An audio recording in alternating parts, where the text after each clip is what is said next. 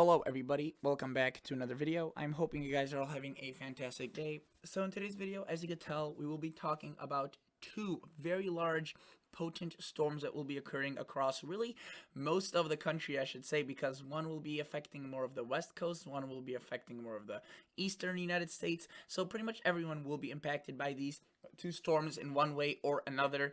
And yes, there have been quite a bit of changes since my last videos, and yes, the title may seem a bit aggressive, but these systems are something we haven't seen in a while. Definitely not so far this fall season, and maybe not even in a few seasons with such, especially two at once.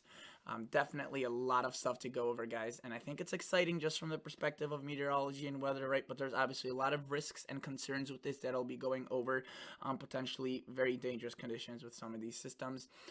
So yeah, without further ado, I do want to say that before we get into this, if you guys do enjoy these weather videos, if you do, if you are new and you're, obviously watching this for the first time, don't subscribe just because I told you so. Enjoy it first, see if you enjoy it, watch the video, and then decide for yourself. I'm just reminding you. And yeah, hitting the thumbs up button helps out a ton. If you have any comments or concerns, questions, please leave them down below. Otherwise, let's start talking about these two storm systems. So again, as I mentioned, there is absolutely a ton of stuff. So I will try making this video under 20 minutes. At this point, I don't know whether or not it will be under 20 minutes. I doubt it, because it's just gonna be, there's so much information to go over here. But once you watch this very long video, I think that you'll be very well informed. But obviously, for official information, I do not undermine the National Weather Service with these weather videos, right? This is the #1 weather source for you. They are very, very good. They are very accurate, and please refer to them, especially with such two dangerous beasts, I would say. And you can see they are not underplaying this whatsoever. Powerhouse storm set for the west, and that's just one of them. Okay, let's get into this. GFS model. Let's start off with this, and I want to show you what's going to be happening. So, as I mentioned, there's going to be two systems. The first one is they're really going to be starting to impact the United States at the same time, which is a bit odd. Usually we have one after the other, but these will be kind of taking place simultaneously. So, notice one is making its way across the west, and yes, this is that powerhouse that the National Weather Service called.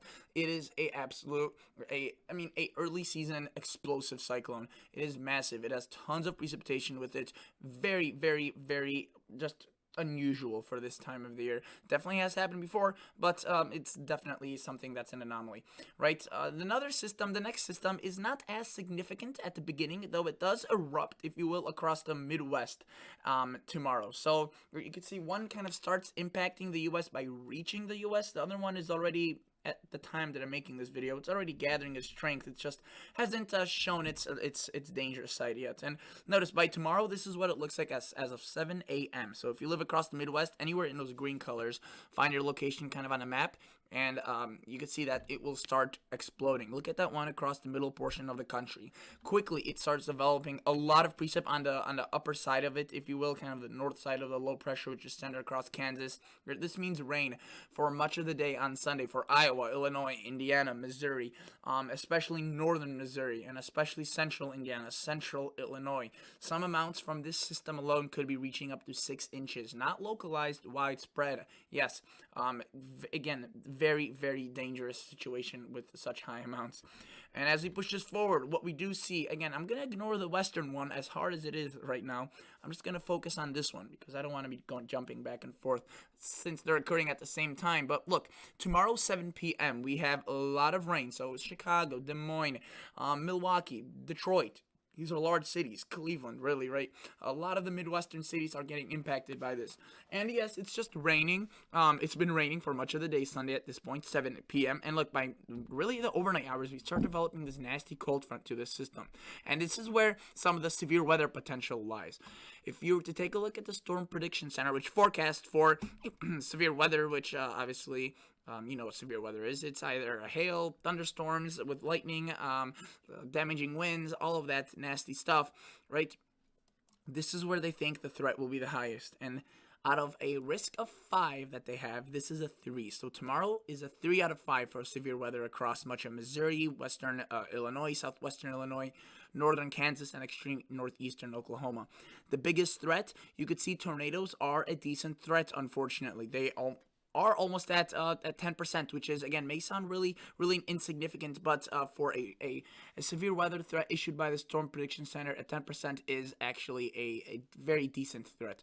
Wind, that's a pretty good threat, and usually the winds are obviously higher ranked because it takes a lot less to produce damaging winds than a tornado out of the environment or the atmosphere. And then there's the hail threat, which you could see.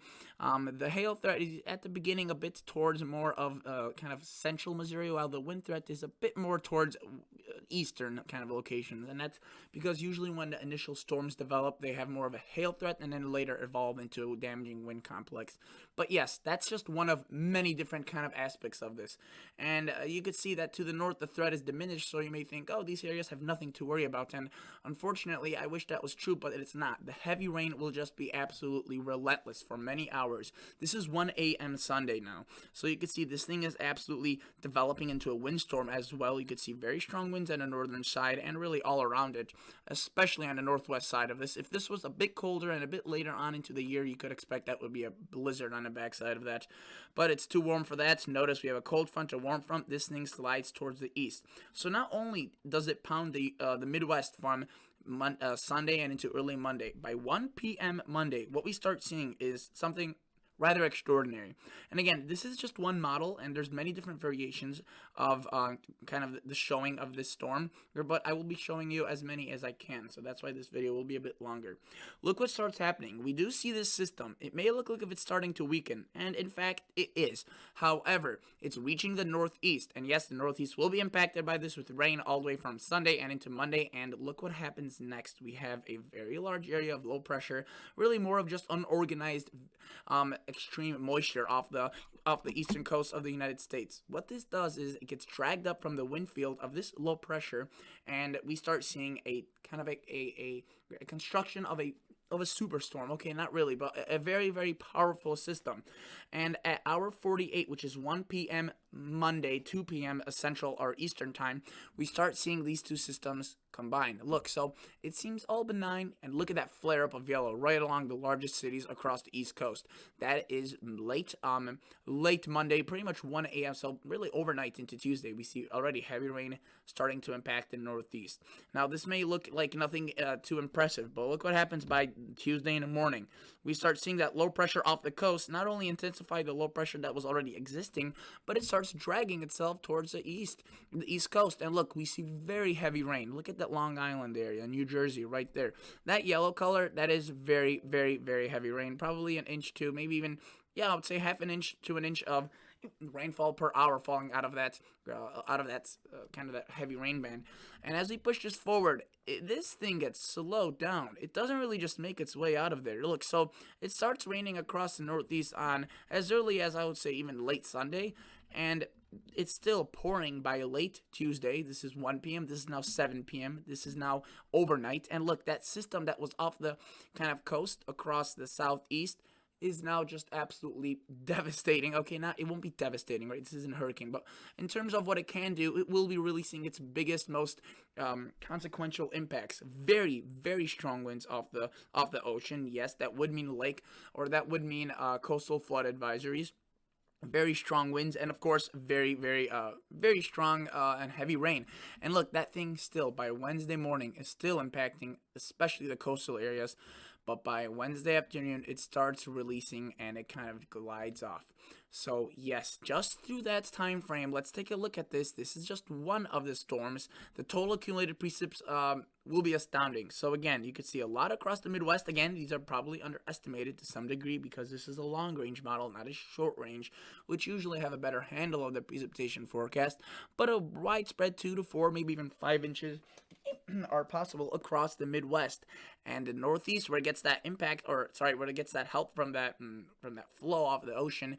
There's a potential for up to 6, maybe even 7 inches from that first storm. And yes, that second one that you saw across the west, which I will be talking about right now, will be tracking across similar locations later on in the week.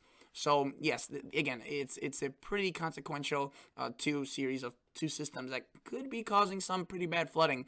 Hopefully not bad enough to where it breaks headlines and whatnot, but I'm just warning you folks, it doesn't have to break headlines and break news lines in order for it to be a pain in the butt, right? So I want to show you there are already flood advisories and flood watches, flash flood watches for the Midwest, and you can see that it's a large area, right? Let's just take a look at central Illinois, and I want to show you this precipitation forecast. I think they will show it here. They do have that, again, that severe weather for large cities like St. Louis and almost as well into Springfield. You can see hail, few tornadoes and winds. Definitely not something they should be taken lightly, even though it is, almost late fall. Severe weather sometimes is considered to be, equally as powerful in the late fall for some regions as it is in spring. And look at these rainfall amounts. Now, this is, again, the National Weather Service. They don't put out high amounts if they don't have to. And on his YouTube channel, I don't put out randomly high numbers or extreme titles easily as well. I am a bit more eager to put them out if I do believe that they will be occurring than the National Weather Service, because, again, I am not as official, if you will, and I'm not viewed kind of by so many people. But again, oftentimes I won't say something extreme until I think it will be extreme. And in this case, again, I've been talking about the system for a while, and it seems as if that was well warranted. What I've been kind of doing for the past few days, people were like, "Oh, this is not going to happen." It's of course just weather hype, but again, I would be very, very confused if someone would call my last titles weather hype with such amounts issued by the National Weather Service. 3 to 4 inches, 4 to 6 inches across central Illinois.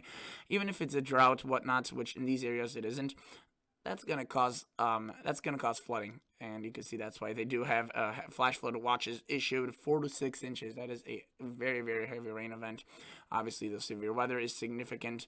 And of course, the Northeast, they haven't issued much yet because it's still a bit further away. But I'm telling you right off the bat, it is not looking good in terms of the. It is not looking good in terms of the. Kind of the nice weather forecast. It's going to be pretty nasty, and you can see they're starting to show that, well, it might be pretty rainy, and they'll probably become more and more alarming with their forecasting, probably by honestly tomorrow. Now, focusing attention to that second system, or I should say the first one, depending on which way you want to put it. People say I don't focus enough on the West. I do, and I will, especially with such an event like this. So first off, let me show you. We do obviously have a winter storm warning for the Sierra Nevadas. Again, there could be up to 60 inches in some areas. There are flash flood watches for much of northern central California. And look at some of these rainfall amounts. This is what I wanted to show you. Look at this. This is that first system. So it's not the same one that's occurring in the Midwest. This is that cyclone that's coming off the Pacific that is just absolutely supercharged. A lot of this in the mountains could be falling as snow, but in terms of liquid, 7 to 10 inches. That is a lot. And yes, that's good because California is dry, and you've been hearing all about the drought issues. San Francisco, 3 to 4 inches. That is a ton for San Francisco. Eureka, 2 to 3. That is a ton for any city. But there are some negative sides to it. As you can see, they have it illustrated here. There could be debris flows from a lot of the burn scars and what's not that could have the vegetation isn't holding on to the soil, that kind of just washes away, especially with heavy rain. And honestly, even with hilly terrain, if there was vegetation and whatnot, with such high rain amounts, there's always a concern of mudslides and landslides. So stay safe, and obviously just regular flooding with higher to lower terrain kind of disparities. But so much of Northern California, large cities are in flash flood watches. If you're to take a look at some of these snowfall amounts, let me just click on a random location under the winter storm warning, and let's see what they have to say. So you can see that there will be kind of a mix of that rain snow depending on what timeline. But, look at that, 11 to 17, that's a decent event to say the least. 9 to 13, so that's already probably 2 to 3 feet of snow right there. I want to see if they can provide us a graphic of just the snowfall, and I'm curious if they can, maybe not, but I guess we could just take a look at the vast winter storm warnings, which there are different for many different counties. But yeah, you can see that this one's 1 to 2 feet. This one calls this winter storm warning. Let's see what it does. Up to 3 feet above 7,000, with probably even higher than 3 feet. This is up to 48 inches. So again, getting close to those very high amounts that I've been talking about for a while. You can see 1 to 2 feet for this winter storm warning. For this winter storm warning, not as much. It's just a 3 to 5, but it's probably for lower elevations, which is why it's a bit less of a demand in order to issue a winter storm warning. It doesn't have to be 2 to 3 feet like otherwise in the higher elevations. But yes, it's a good thing to an extent with that early season snowfall building that snowpack, but it just might be a bit too aggressive. So yeah, we already have these two large systems, and again, I want to show you the GFS model now. Kind of focus on the weather model side of this system tracking and shift away from the National Weather Service. Look, so there's our system right there. While this one's exploding, this one is exploding onto the land. Look at those colors. That is a very heavy rain tomorrow. Again, at the same time, this first one's occurring. So two beasts are occurring at the same time. Heavy snowfall. You can see the Bitterroots, the Cascades, the Grand Tetons, the Sierra Nevada, and this slides to the south. It does bring some very beneficial rainfall, snowfall. Unfortunately, again, it's just a bit too much, probably at a too concentrated period of time. Nonetheless, it happens, whichever way Mother Nature wants it to.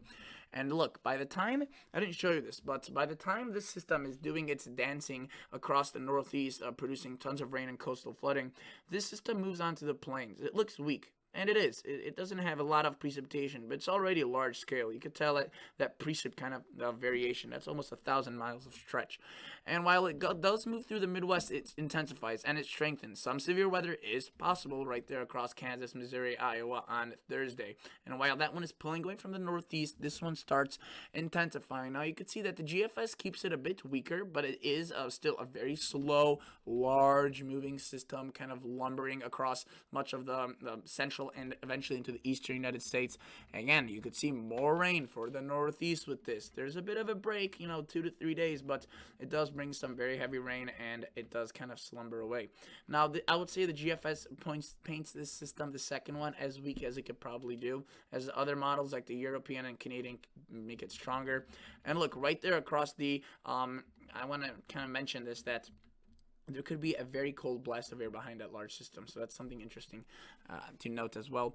Canadian model, I've been focusing on a GFS, but really at this point, the reason I've been doing that is because a GFS and a Canadian and European are all agreeing on the kind of the more major details, which I'm focusing on. The minor details, yes, there's variations, but I don't have time to go over in that. Honestly, I would say the European's my favorite, but I've showed you the GFS because, again, they're agreeing on pretty much everything that has to be agreed on. There's a Canadian model, so it's a different model, but look, across the central United States tomorrow, there's that system exploding. Very, very heavy rain marked by those yellow colors. Look at that system across the west exploding as well. Look at what the Canadian does. It also brings that kind of those two systems, the one off the coast right there across the southeast and the one that's originally there. It brings them together, brings a lot of rain for the northeast, and continues absolutely pounding the northeast with heavy rain, and it does finally drag away by Thursday. Look what the Canadian does with this western one. Let's go back a few hours and see. Takes it through the mountains, boom, it explodes it. It's a bit stronger than what the GFS shows. Again, this is massive. This will be interesting to see on a radar. I mean, that thing, again, why I called it massive is because it stretches from all the way from southern Canada, where really polar bears live at, well, not in Manitoba, but at that latitude, and all the way into, the Gulf Coast. So this thing continues spinning away. It's lumbering, whatever you want to call it. It is a large system. It's slow moving, and you can see it is widespread. It is affecting a lot of the country. And look at that. The wind field around this thing is strong. Very strong winds for many. Probably wind advisories, high wind warnings will be issued on Thursday and Friday for many, and it does bring additional rain for the Northeast, which isn't good. It does show some signs of strengthening right there again. Hopefully that doesn't happen. The Northeast wouldn't need any more rain after that first system, but again, Mother Nature doesn't care. And the Canadian, I should say, does too bring a bit of that cooler air in behind. Total snowfall from these models, from the Canadian model, obviously a lot across the west, potentially again up to 48 plus across the Sierra Nevada. I forgot to show you the snowfall from the GFS, the first model we were looking at, so let me show you that. You could see quite a bit, and it does show a lot more for the Sierra Nevada, probably isolated amounts, again, over 60 inches. Not widespread enough to be included in a winter storm warning, but you did see some of them did include 48 inches plus in their wording, so it's definitely a aggressive system. Total rainfall from the Canadian, so I showed you the GFS at the beginning of the video. Let's see what the Canadian does. And you can see a lot across the Midwest, again, 6, potentially even more inches of rain. That is very, very significant across the Northeast. A very similar story, 6 plus, and localized amounts under thunderstorms or whatnot. Could be over, the double-digit amounts. Sierra Nevada, potentially, again, over a foot of liquid moisture, whether that's in snow or rain, depending on the latitude and location and whatnot. And across the west, we do see also similar amounts of rainfall, very, very high, just maybe not as high as a foot. But the Bitterroots, you can see the Cascades, the Tetons, seeing beneficial rain. Now, the last model I want to show you is the European. A very good model, a very reliable model, and thankfully it agrees with the other models, so it makes our job easier. Notice there's our system across the Midwest exploding in vigor. There's our system across the West, and kind of slamming into the West. Already very well developed, unlike the one in the central part of the country. These two, again, occur in they're pretty much in congruency with each other. They strengthen, they weaken, and they just affect a lot of people. It's the main headline. And look, again, there's our cold front that could be developing that severe weather late Sunday and into early Monday overnight. So again, severe weather, tornadoes, hail, and damaging winds. This does move towards the east. That system, it does weaken, but it does drag a lot of that precip from the southeast, just like the Canadian and GFS shows. And look, the European actually makes it more vigorous. It makes it stronger. Large cities, New York, Boston, there's a lot of vulnerable areas that could be flooded there. The subway systems and whatnot for those cities often get flooded with big events. This could be as big as, say, if a tropical storm were to bring a decent amount of rain. This one could be more because of the long duration, and equally as, I would say, as kind of loaded with moisture as a tropical system, right? It's not a tropical system, but it will be bringing very significant rain. Again, if this were to be winter, that would probably be the strongest nor'easter we've seen in a while. And you can see that does wind away after a while by Thursday, which the other models show as well, bringing very heavy rain. Go back a few hours to focus attention to that western system. Look at that. Look how tight that is. Very, very strong winds with that. Those isobars extremely packed. This does bring very heavy snow into California, Nevada, and the Sierra Nevadas. As we push this forward, it does get kind of chewed up by the mountains, but once it gets spit out, it starts to waste no time re-intensifying. Again, widespread, large, very interesting. You could see that line of precip that is probably over 1,000 miles. It does slumber towards the northeast, and the European does tend to make it a bit more heavy towards the northeast with that rainfall compared to the Canadian, which brought more widespread rain to the central portion of the country. But yes, that is a beast, and it does move away eventually, but not before dropping another 3 to 4 inches of rain. And the European, like the GFS2, brings very cold air behind that system, which, let me just show you quickly. 2-meter temperature anomaly at 240 hours out shows a stunning cool down, at least compared to what we've been seeing, which has been hard to find a anomaly of 10 degrees below average. This one could be bringing much cooler temperatures. Maybe the first snowstorm could sneak in somewhere there. That's what some models are showing. Let's go back to this total accumulated precipitation from this European model, which again shows the rain. Look at the northeast. I mean, it shows ridiculous amounts, and that just kind of makes these amounts look light, but this is still a lot for a European model to show. 3 to 4 inches across such a vast area. That's definitely a concern.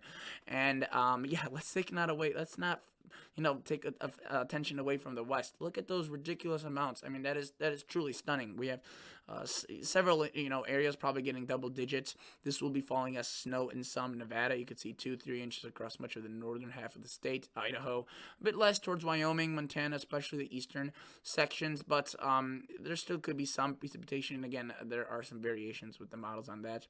But yeah, I mean, that is stunning for, millions of people here could be getting up to 10, 11 inches in the next 10, 11 days. So yeah, definitely an aggressive title needs to be issued, right, for such a storm like this. Yeah, look at those amounts. 15 inches, goodness. All right, wrap this up. I want to show you the total snowfall from this model. Come on, European, let's take a look at this. And again, very high amounts. You can see the Bitterroots potentially, 8 to really 14, 16, 17, 18, 19, 20 inches. The Grand Tetons, Yellowstone right there. The Colorado Rockies, not too much, but definitely a decent event of maybe up to 8 to 12. Of course, the Sierra Nevada getting the cherry on top with up to 64 inches with this model. All right. That is basically it, guys. I just wanted to show you this. I wanted to talk about it. I could talk about it for another hour, but don't have time for that. Thank you for watching. See ya.